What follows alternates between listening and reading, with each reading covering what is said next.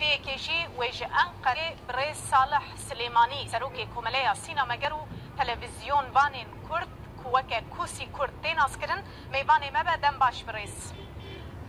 Birêz pirsa yekemîn hema em ji wê yekê dest pê bikin. Mirov dikarin habêje êrî rojnamegeriya Kurdî bi rastî hêz e.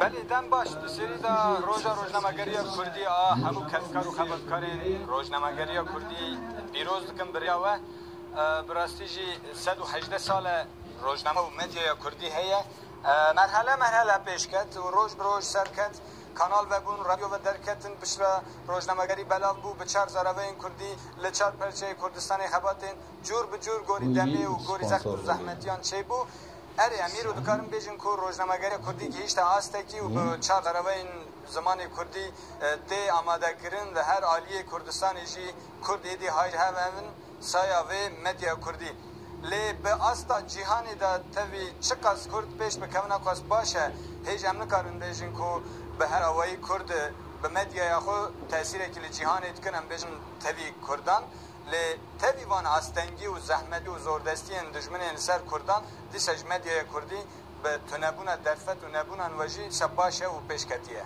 برزگرک چنه برز لگوری نرینا و آستنگین لپیشیا روزنامه‌گریya کردی yani nebûna kadran e nebûna kadrên profesyonel e yan astengiyên kujayê hêzên desthilatdar ve têne derxistin pirsgirêkin.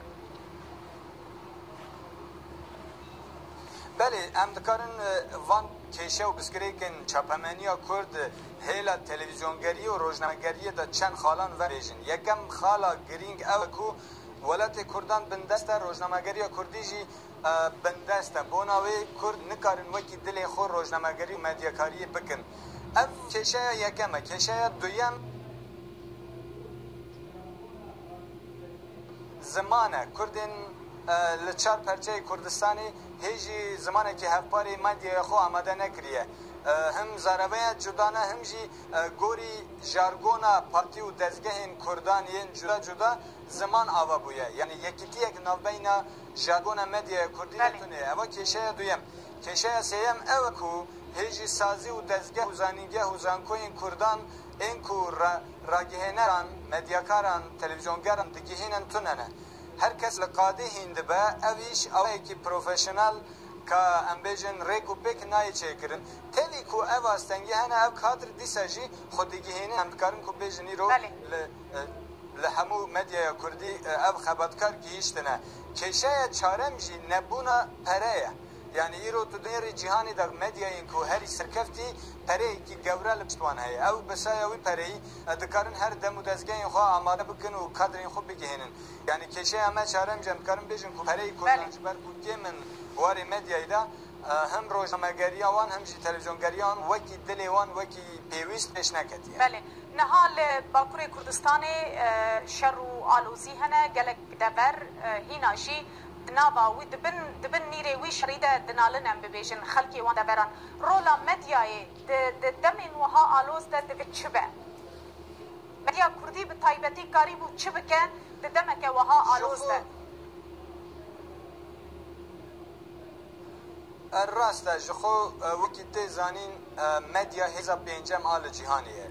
Bûna wê dema şerek hebe navbeyna du miletan, du devletan yan jî du hêzên cuda di wir de rola sereke a medyayê ye. Ya Kurdan jî bi rastî em bêjin erkekî girîng dikeve ser milê wan ku divê şerê li çar perçeyê Kurdistanê pêk tê bi taybetî ji li Bakur ev çend rojin zexteke mezin a dewleta Tirk li ser navçe bajar şarûske û welatê Kurdan e û lê dike talan dike wêran dike xerab dike medya roleke mezin dikeve ser ku wan talanî wêranî xerabkirinê ragihîne ber çavê dunyayê bi taybetî ewilî ber çavê Kurdan pişre ji ber çavê cîhanê ku waye Kurd dîsa bin destiyê dene û zor destî dibînin ji hêla dijminên xwe.